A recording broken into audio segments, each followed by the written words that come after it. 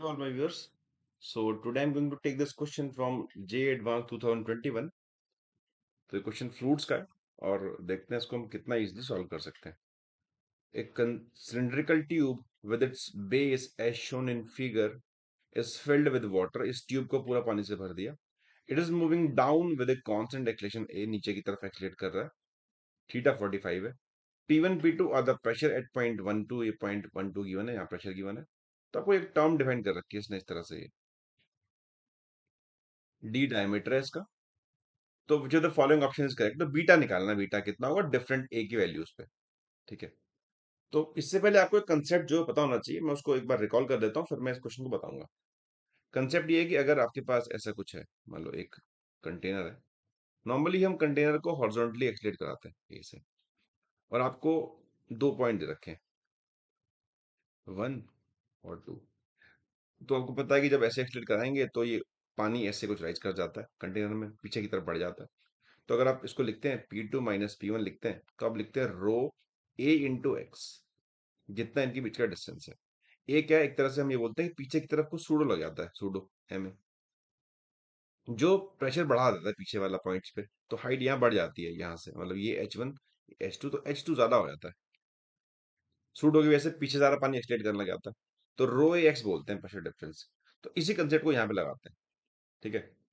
ये जो ए है ये एक्सलेशन ऑफ फ्रेम है, जो फ्रेम आगे चल रहा है. तो जब आप इन दो पॉइंट्स की बात करेंगे, है ना, तो इन दोनों पॉइंट्स पे एक तो ये पूरा लिक्विड खुद अपने आप ही नीचे की तरफ आ रहा है एक्लेशन से, जो कि जी साइन 45 होगा. हमें पता है कि बिकॉज इंक्लाइंड प्लेन पे अगर कोई भी लिक्विड मूव करता है, कोई बॉडी मूव करती है, तो यहाँ पे जी होता है. तो here is g sine 45 and here is g cos 45. साथ में ये फ्रेम नीचे की तरफ आ रहा है, तो पीछे की तरफ इन सब पे जितने होंगे, इनसे पीछे की तरफ एक सूडो लगेगा ए. ठीक है. और इस डिस्टेंस को हम कुछ बोल देते हैं कि लेट से भाई ये डिस्टेंस जो है हमारा, ये हमको उसको कुछ बोल देते हैं, इसका नाम देते हैं कि भाई कुछ ये एक्स है, लेट से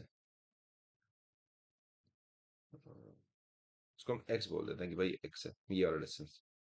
तो अगर मैं यहाँ पे लिखूं कि P2 माइनस P1 होगा, कितना होगा बाय दिस रिजल्ट, तो ये हो जाएगा रो a minus ji sine 45.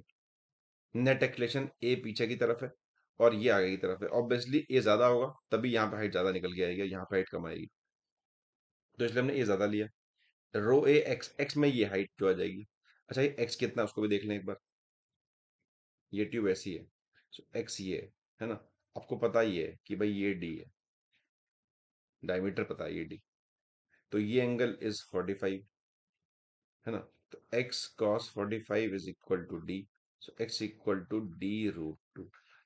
So this is equal to rho a minus g fine g by root two into d root two. This is P2 minus P1. हमको beta निकालना है, beta है P1 minus P2. So P1 minus P2 कर लेते हैं. This हो जाएगा rho d root two into g by root two minus A. So this is the result. अब इस रिजल्ट से हमें ऑप्शन सारे जो है मैच करना है. ऑप्शन 1 कह रहा है कि जब ए की value g by root two होगी तो बीटा 0 होगा. चेक कर लेते हैं जरा भाइयों, इसको पुट कर लेते हैं. ए की value g by root two put करते हैं, ये कट जाएगा सारा और बीटा 0 आ जाएगा. बिल्कुल सही कह रहा है, शाबाश. ऑप्शन बी चेक करते हैं कि जब ए की वैल्यू, अब ऑप्शन बी तो ऑटोमेटिकली गलत हो गया. अगर ये सही ऑप्शन है तो ये तो गलती हो गया.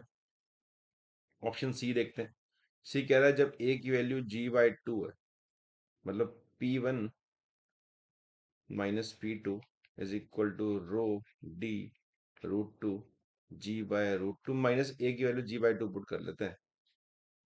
तो रो डी, जी कॉमन आ जाएगा, रूट टू, ये टू एलसीएम, तो रूट टू माइनस वन. तो this is P1 minus P2. So P1 minus P2 upon rho d g is equal to root two minus one by root two. और यही हमारा beta है. Option भी ये कह रहा है कि root two minus one by root two, मतलब ऑप्शन सी भी सही है. तो ऑप्शन डी ऑटोमेटिकली गलत हो जाएगा बिकॉज यहाँ भी ए वही है. तो ऑप्शन इसका ए और C option is the correct option, अगर आपको लिखना आता है तो. इस तरीके है. तो इसको आपके लिए याद करने के लिए, मतलब कैसे इसको ड्राइव करें, तो बेसिक चीज पता होना चाहिए. बेसिक क्या है कि रो एक्स होता है, ए यहाँ पे सुडो होता है। यहाँ पे जो ये पार्टिकल्स थे वाटर के, उनके पास अपना एक्सटेंशन था ही था।